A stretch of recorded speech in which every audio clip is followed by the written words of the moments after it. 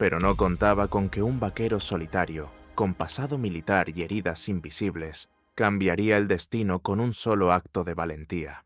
Y escuchen bien cómo esta historia, que parecía condenada al olvido, se convirtió en un golpe de justicia que nadie vio venir. Burke informó más tarde que su futura esposa había desaparecido en un arranque de irresponsabilidad. Nadie preguntó más, nadie denunció nada. En pocas horas, todo Lawrence Creek asumió que Grace estaba muerta. Grace Anderson vivía en lo más profundo del sur de Texas, en un pueblo diminuto llamado Lawrence Creek, donde los días pasaban lentos, como si el tiempo se hubiera detenido para siempre. Las calles polvorientas, las casas de madera desvencijadas y los pocos vecinos que aún no se habían rendido al abandono formaban el escenario cotidiano de su juventud. Desde que su madre falleció por una enfermedad rápida y cruel, el rancho familiar empezó a venirse abajo. Su padre, incapaz de sobrellevar la pérdida, se refugió en el silencio y la botella, dejando a Grace, con apenas 19 años, sola ante el mundo. A pesar de todo, ella mantenía viva la esperanza. Soñaba con estudiar veterinaria y abrir algún día su propia clínica rural. Por las mañanas cuidaba de los animales del rancho y por las noches trabajaba en Dusty's Diner, sirviendo café y hamburguesas a camioneros y granjeros de paso, juntando cada centavo para su futuro. Pero en Lawrence Creek había un hombre al que nadie se atrevía a desafiar. Kelton Burke, juez del condado, cincuentón de traje inmaculado y mirada que helaba la sangre, era más que una autoridad local. Era dueño de tierras, negocios, del respeto forzado y, sobre todo, del miedo generalizado. Nada se movía sin que él lo permitiera.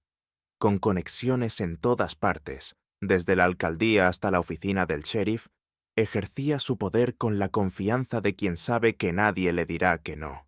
Grace llamó su atención una noche cualquiera en el restaurante. Él pidió un café y le ofreció pagarle el doble por una cena privada.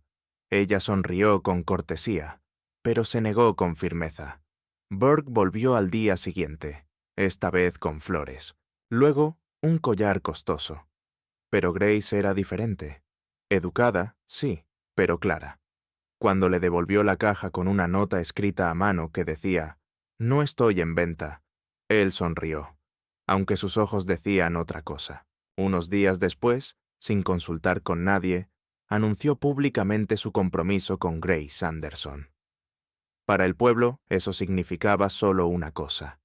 Era cuestión de tiempo para que ella se convirtiera en su esposa.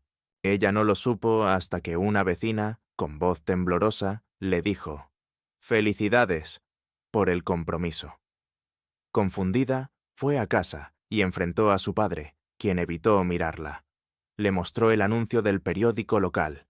Ahí estaba su foto, junto a la de Burke, con letras doradas. Comprometidos. Celebración próximamente. Cuando exigió una explicación, su padre murmuró: «Este es tu boleto de salida, hija.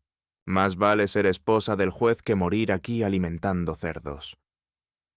Grace sintió que el suelo desaparecía bajo sus pies. Recurrió al sheriff, al director de la escuela secundaria donde había estudiado, incluso a su pastor. Todos bajaron la mirada. «No podemos hacer nada», decían. «No empeores las cosas». El juez ya lo había decidido. Para ellos era más fácil callar. La noche antes de la ceremonia, Grace hizo lo único que sentía correcto. Intentó huir. Recogió una mochila, escribió una carta corta y salió caminando hacia la carretera. Pero no llegó lejos. 3 hombres con insignias falsas, que decían ser parte de una milicia civil creada por Burke, la interceptaron. Se rieron cuando ella gritó, la esposaron sin razón y la subieron a una camioneta. Mientras el vehículo avanzaba hacia el viejo puente de hierro sobre el río Guadalupe, uno de ellos le dijo: «Tienes 2 opciones, o te casas mañana o desapareces esta noche». Ella trató de luchar, pero la sujetaron. No tuvo tiempo de implorar. En un instante, fue lanzada al vacío. El agua, fría y oscura, se cerró sobre ella. Desde arriba, solo se oyeron risas. Los hombres regresaron al pueblo sin prisa, sin temor. Burke informó más tarde que su futura esposa había desaparecido en un arranque de irresponsabilidad. Nadie preguntó más. Nadie denunció nada. En pocas horas, todo Lawrence Creek asumió que Grace estaba muerta. Todos, excepto uno, Aidan McRae, vivía lejos del centro del pueblo, en una cabaña sencilla, escondida entre colinas áridas y árboles retorcidos por el viento del desierto. Su presencia era un susurro en Lawrence Creek. Para muchos, solo era un vaquero solitario, siempre con sombrero de ala ancha y mirada que evitaba el contacto. Pero quienes sabían su historia, sabían que no siempre fue así. Aidan había servido como investigador militar en zonas de conflicto. Había visto más de lo que cualquiera podría imaginar. Tras su retiro, eligió el aislamiento no por miedo, sino por la necesidad de callar el ruido que seguía dentro de él. Cada noche, el silencio de las colinas era su única medicina. Su única compañía fiel era un perro mestizo ya viejo, al que rescató durante su última misión y llamó Duke. Aquella noche, como muchas otras, salió a caminar bajo la luna, con linterna colgada al pecho y pensamientos pesados en la espalda. Fue entonces cuando escuchó el ruido, un golpe seco sobre el agua. No era un animal, era algo más grande. Aidan se detuvo. Duke gruñó suavemente. Desde su posición, alcanzó a ver una figura que se hundía lentamente en el río Guadalupe, bajo el viejo puente. No dudó. Se quitó las botas, dejó la linterna y saltó. El agua estaba helada, turbia, pero su instinto era más fuerte. Nadó con fuerza, guiado apenas por un movimiento bajo la superficie. Cuando logró alcanzarla, ella ya no se movía. La sujetó, la giró con cuidado. Era una joven, casi sin pulso. Su rostro le pareció familiar. Al sacarla a la orilla, bajo la tenue luz de la luna, comprendió. Era Grace Anderson. Ella apenas respiraba. Sus labios estaban morados y sus manos temblaban. Aidan la cubrió con su chaqueta y la llevó en brazos hasta su cabaña, sin perder un segundo. Pasó la noche entera cuidándola. Agua caliente, mantas, vendajes improvisados. Al amanecer, ella despertó, débil, con los ojos cargados de miedo. Le tomó la mano y susurró un solo nombre: Burke. Aidan comprendió todo. No necesitó más explicaciones. No preguntó. Solo asentó con la cabeza y dijo: «Aquí estás segura». Durante días, ella se recuperó en su hogar, sin ser vista. Él la protegía con la calma de quien ha perdido demasiado como para perder algo más. Y cuando finalmente recuperó fuerzas, le ofreció marcharse juntos, desaparecer, empezar de nuevo en otro estado. Pero Grace negó con la cabeza. «Si me voy, él hará lo mismo con otra. No quiero ser un nombre más que se olvida con el tiempo», le dijo con voz suave, pero firme. Fue entonces cuando Aidan comenzó a trazar un plan. Él conocía la ley, la verdadera, la que se enseñaba fuera del alcance de hombres como Burke. Tenía contactos en Austin, personas que confiaban en él desde sus años de servicio. Prepararon un video. Grace, frente a una cámara, narró todo lo sucedido. Dio detalles, nombres, fechas, mostró las cicatrices. Su testimonio fue enviado directamente a un fiscal estatal, pero sabían que eso no bastaba. Para que la verdad tuviera peso, ella debía mostrarse viva, no como una víctima desaparecida, sino como una mujer que sobrevivió y que tenía algo que decir. Y llegó el día.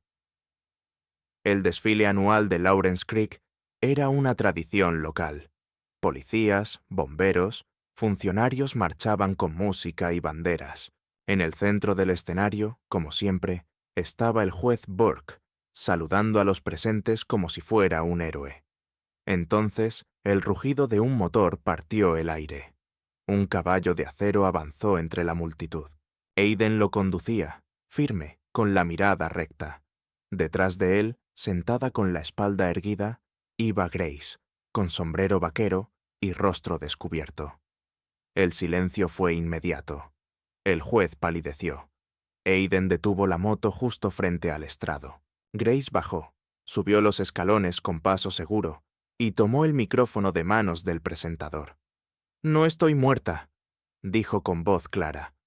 «Pero si lo estuviera, mi asesino estaría aquí, frente a ustedes». El pueblo entero contuvo la respiración, y por primera vez, Lawrence Creek escuchó la verdad. El video comenzó a reproducirse en las pantallas gigantes instaladas en la plaza del pueblo. La imagen de Grace, relatando con serenidad los hechos que muchos preferían ignorar, congeló cada rostro entre la multitud. Su voz, aunque firme, temblaba por momentos, cargada de verdad y de algo más profundo: dignidad. Mientras hablaba, el sheriff, visiblemente nervioso, forcejeaba con los cables del sistema de sonido, intentando cortar la transmisión. Pero ya era tarde. Entre el gentío, dos hombres vestidos de traje oscuro se abrieron paso con paso decidido. Eran agentes estatales enviados desde Austin. Uno sostenía una carpeta sellada, el otro un documento en mano, una orden judicial emitida por el fiscal regional. Esta vez no era una amenaza ni una advertencia. Era justicia escrita con tinta firme. El juez Kelton Burke, al verlos acercarse, palideció. Intentó disimular su inquietud, pero su cuerpo lo traicionó. Dio un paso atrás, luego otro. Cuando comprendió que no tenía salida, giró bruscamente y trató de correr. Uno de sus ayudantes, desesperado, metió la mano bajo su chaqueta. Fue en ese instante cuando Aiden, que hasta entonces observaba desde la base del escenario, avanzó con calma. Sacó su viejo rifle de la funda que llevaba cruzada en la espalda, lo apuntó con decisión y dijo con voz baja pero definitiva: «No lo hagas, no habrá segunda oportunidad». El asistente soltó el arma. El juez cayó de rodillas. La multitud, que había vivido tantos años en silencio, soltó un murmullo que creció como oleaje. Alivio, sorpresa, respeto. Días después, en la audiencia preliminar, Grace habló ante los presentes. No buscaba venganza ni reconocimiento, solo quería que su voz contara. Sus palabras se compartieron por todo el estado. Pude haber desaparecido, ser una historia olvidada, pero estoy viva. Y hablo por todas las que un día fueron obligadas a callar. Inspirada por su experiencia, abrió un refugio para jóvenes que enfrentaron abusos. Lo llamó Silent No More. Aiden, aunque seguía prefiriendo el silencio, se convirtió en su mayor aliado. Construyó con ella cada pared, cada rincón. Y una tarde, mientras el sol caía tras las colinas, le dijo en voz baja: «No solo sobreviviste, cambiaste todo.